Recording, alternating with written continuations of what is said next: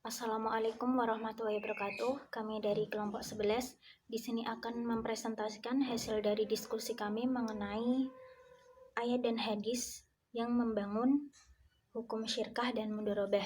Di sini saya akan menyampaikan materi yang pertama tentang konsep dasar syirkah berdasarkan Al-Quran dan hadis. Untuk syirkah ini secara etimologis berarti ikhtilat atau percampuran, yakni bercampurnya satu harta dengan harta yang lain, sehingga tidak bisa dibedakan antara keduanya.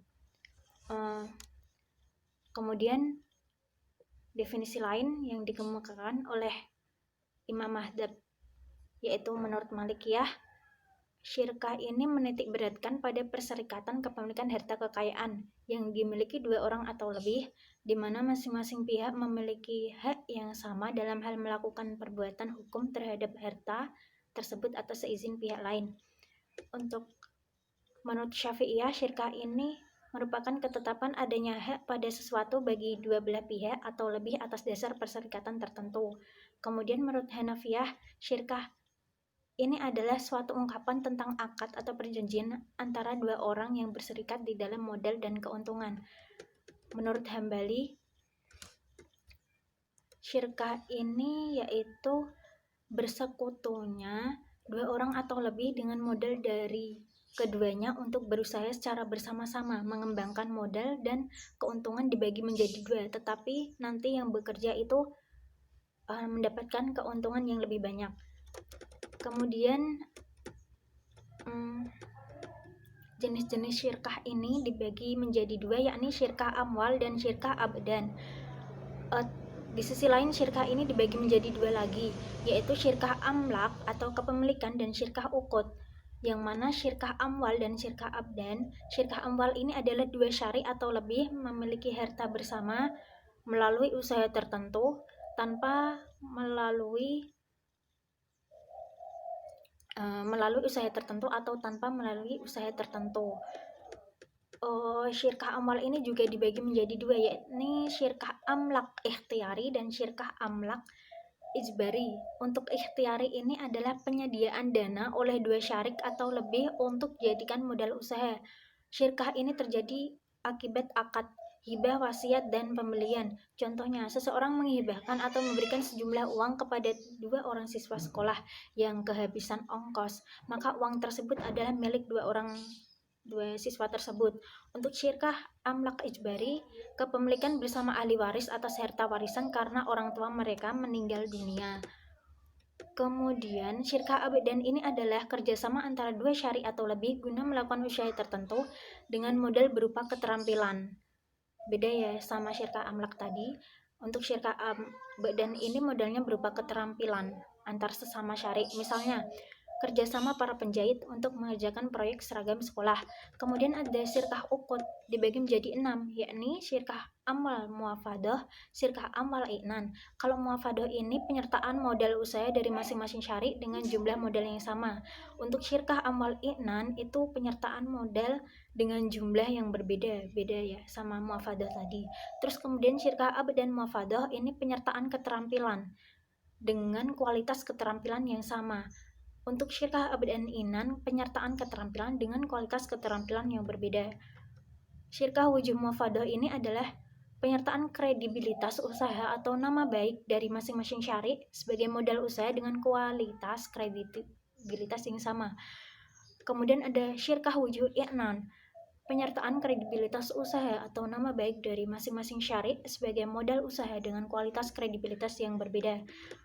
Apa sih rukun dan syarat syirkah? Rukun dan syarat syirkah ini, rukun syirkah ini ada pihak yang berkontrak atau akidoni, ada objek yang diakadkan, kemudian ada sigot atau ijab qabul.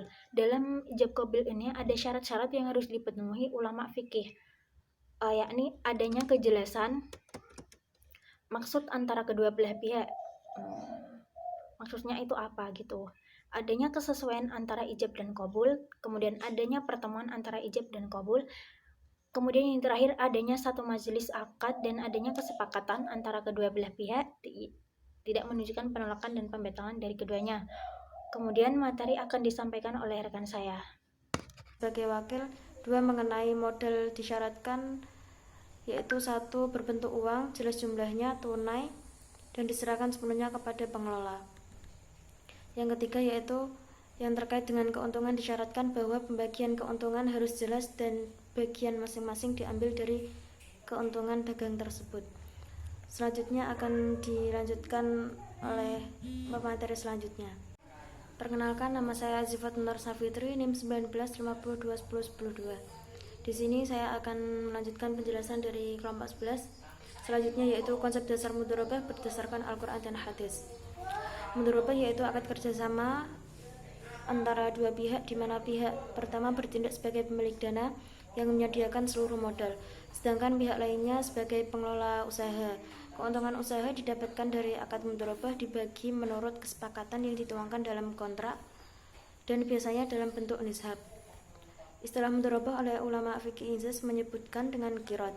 Mudharabah berasal dari kata dorob, berarti memukul atau berjalan. Pengertian memukul atau berjalan ini lebih tepatnya adalah proses seseorang memukul kakinya dalam menjalankan usaha. Secara terminologi, para ulama fikih mendefinisikan mudharabah atau qirat dengan pemilik modal menyerahkan modal kepada pekerja atau pedagang untuk diperdagangkan, sedangkan keuntungan dagang itu menjadi milik bersama dan dibagi menurut kesepakatan. Selanjutnya yaitu jenis-jenis mudharabah dibagi menjadi 2.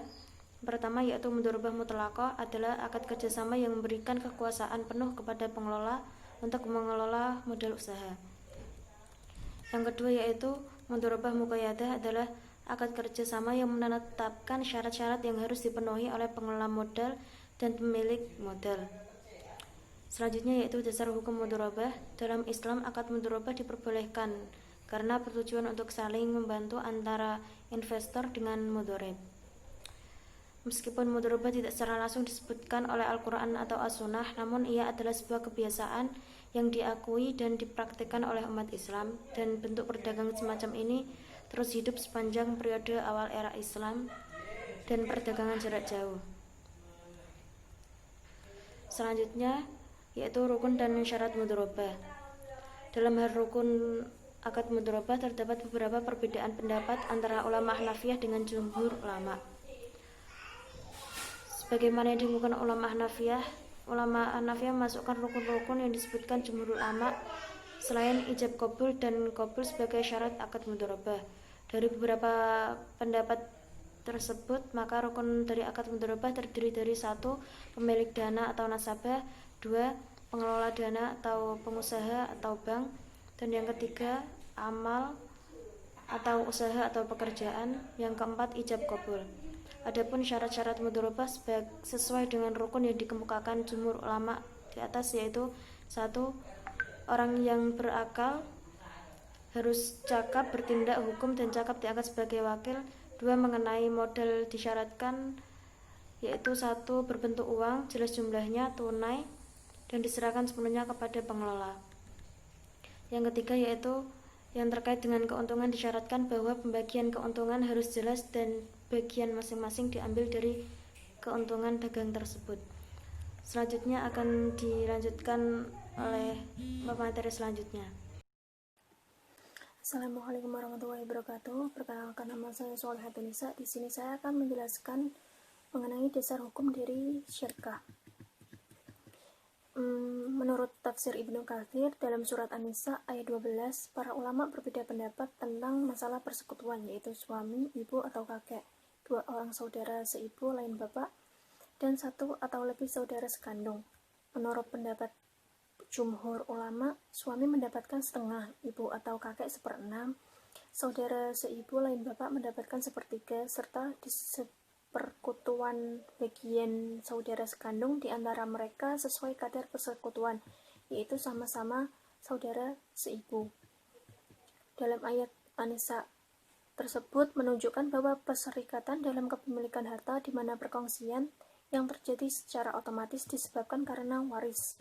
Hal tersebut berkenaan dengan jenis syirkah jabar, di mana persekutuan terjadi tanpa ada kehendak dari manusia, tetapi memang sudah ketentuan dari Allah dalam pembagian hak waris. Selanjutnya, dalam tafsir surat As-Sod ayat 24, Daud berkata, sesungguhnya dia telah berbuat dolim kepadamu dan meminta kambingmu itu dengan maksud untuk menggabungkannya dan ditambahkan kepada kambingnya. Sesungguhnya kebanyakan dari orang-orang yang berserikat itu, yakni orang-orang yang terlibat dalam satu perserikatan, atau sebagian dari mereka yang berbuat zalim kepada sebagian yang lain, kecuali orang-orang yang beriman dan mengerjakan amal yang soleh, dan amat sedikitlah mereka itu. Nah, maksud dari huruf ma di sini itu untuk mengukuhkan makna sedikit. Lalu kedua malaikat itu naik ke langit dalam keadaan berubah wujud menjadi wujud aslinya, seraya berkata, lelaki ini telah memutuskan perkara terhadap dirinya sendiri, sehingga sadarlah Nabi Daud atas kekeliruannya itu. Lalu Allah berfirman, dan Daud yakin merasa yakin bahwa kami mengujinya. Kami menimanya ujian kepadanya berupa cobaan dalam bentuk cinta kepada perempuan itu. Maka ia meminta ampun kepada Rabb-nya, lalu menyungkur rukuk. Maksudnya ini bersujud atau bertobat. Nah, ayat tersebut menjelaskan dari kata orang yang berpatungan, maksudnya itu ialah mereka yang bersyarikah. Sedangkan maksud dari kata berlakunya melampaui batas satu sama lain, itu maknanya berlaku zalim satu sama lain. Sehingga ayat ini menunjukkan bolehnya bersyarikah. Yang tidak boleh itu berlaku zalim atas sesama rekan patungan. Ayat di atas juga menjelaskan syirkah secara implisit, bahwa orang yang bersyirikat atau berpatungan yang dimaksud adalah berkenaan dan pengakuan Allah terhadapnya boleh melakukan perserikatan dalam kepemilikan harta, di mana hal ini menunjukkan perkongsian atau syirkah terjadi atas dasar akad atau transaksi. Nah, dapat disimpulkan dari penjelasan dari surat An-Nisa dan As-Sod tersebut menunjukkan perkenaan pengakuan Allah Subhanahu wa taala akan adanya persyarikatan dalam kepemilikan harta. Hanya saja dalam surat An-Nisa ayat 12 perkongsian terjadi secara otomatis atau jabar karena waris. Sedangkan surat As-Sod ayat 24 terjadi atas dasar akad atau ikhtiar. Selanjutnya saya mengambil tafsir Al-Misbah dalam surat Al-Maidah ayat pertama. Jadi dalam ayat tersebut, lafadz aufu bil uqud artinya sempurnakan sekalian akad, tepati segala janji. Perkataan uqud adalah jamak dari akad, artinya simpul tali. Dalam ungkapan saya, simpul tali ini berarti saya diikat janji ini dengan engkau. Menurut riwayat Ibnu Abbas, akad yang dimaksud dalam ayat tersebut adalah segala perjanjian Allah yang telah dijanjikannya kepada hambanya, yang terdiri dari apa yang diharamkan, dihalalkannya, dan difardukan, yakni segala hukum yang telah disebutkan dalam Al-Quran. Jangan kamu tukar dan jangan kamu rusak semua itu. Nah, kemudian dalil hadis mengenai syirkah yang dari Abu Hurairah yang berbunyi, an Abi Hurairah radhiyallahu anhu qala Rasulullah sallallahu alaihi wasallam qala Allah ta'ala ana thalis syarikaini ma lam yakhud ahaduhuma sahibahu fa idza khanahu kharajtu min bainihima, rawahu Abu Dawud wa sahihul Hakim. Adapun yang dimaksud dalam hadis tersebut adalah bahwa Allah bersama dengan orang yang mengadakan syirkah, dan Allah berjanji untuk menjaga, membimbing, serta memberi bantuan kepada keduanya dengan menurunkan berkah dalam perniagaan mereka. Apabila terjadi pengkhianatan, maka berkah itu akan dicabut dari harta kekayaan keduanya. Terima kasih, selanjutnya akan dilanjutkan oleh rekan saya. Assalamualaikum warahmatullahi wabarakatuh. Perkenalkan, nama saya Fatimatus Sa'diyah, NIM 1950210110. Di sini saya akan melanjutkan materi tentang dasar hukum mudharabah. Dasar hukum mudharabah itu ada 4. Yang pertama Al-Quran, yang kedua hadis, yang ketiga ijma', dan yang terakhir qiyas. Yang pertama Al-Quran. Secara jelas, Al-Quran tidak pernah membicarakan tentang mudharabah. Meskipun mudharabah menggunakan kata darabah, dari akar kata ini menjadi mudharabah. Dalam Al-Quran terdapat sebanyak 58 kali, antara lain di dalam firman Allah dalam surat Al-Baqarah ayat 273, yang artinya, berinfaklah kepada orang-orang fakir yang terikat oleh jihad di jalan Allah. Mereka tidak dapat berusaha di bumi. Orang yang tidak tahu menyangka mereka orang kaya karena memelihara diri dari meminta-minta. Kamu kenal mereka dengan melihat sifat-sifatnya. Mereka tidak meminta kepada orang secara mendesak, dan apa saja harta yang baik yang kamu nafkahkan di jalan Allah, maka sesungguhnya Allah Maha mengetahui. Dan firman Allah dalam surat An-Nisa ayat 101. Menurut Muhammad As'ad, ayat-ayat di atas ada kemungkinan memiliki kaitan dengan mudharabah, meski diakui sebagai kaitan yang jauh, menunjukkan arti perjalanan atau perjalanan untuk tujuan dagang.